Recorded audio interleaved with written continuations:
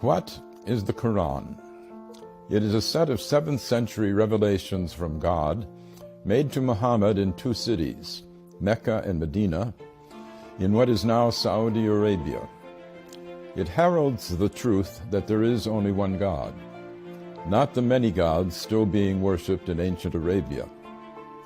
Of course, this was not the earliest revelation that there is only one God.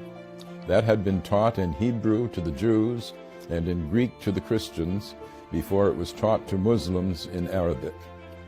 These 3 sets of revelation set apart the people of the book, each with their own special covenant from the same God.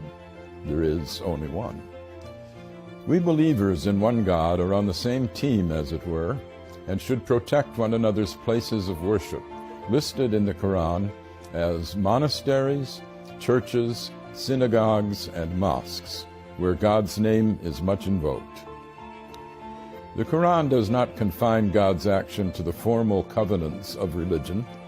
God tells us that He sends messages to all men all the time, beginning with Adam, who repented his sin in the garden and became the first prophet.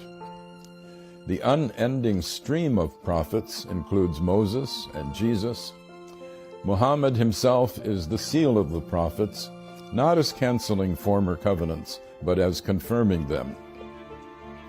But the love of God is not brought only by human messengers in the Quran. Creation itself is a set of messages from God, which speak a divine code that we are told to decipher. God's intent can be seen in the beauty and power of the universe. Moses does not speak alone on the mountain speaks with him. Birds speak to Solomon. The world is constantly signaling to us, bringing us insights into the beauty and power of its maker. This should call us to a reverence for God's handiwork, an important message for our ecologically challenged era.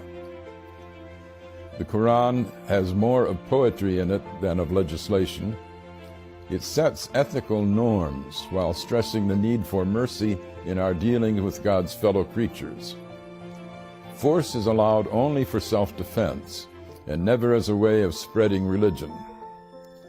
Commercial dealings with fellow Muslims or with non-Muslims should be meticulously fair and never extortionate. The relations of the sexes were still polygamous in the 7th century, as among the ancient Hebrews and the original Mormons, but women are to be honored. In fact, the dowry that was paid to a husband's family by the bride's family in Europe was paid in the Quran directly to the bride, and she retains this bride right even if the husband divorces her or if she divorces him.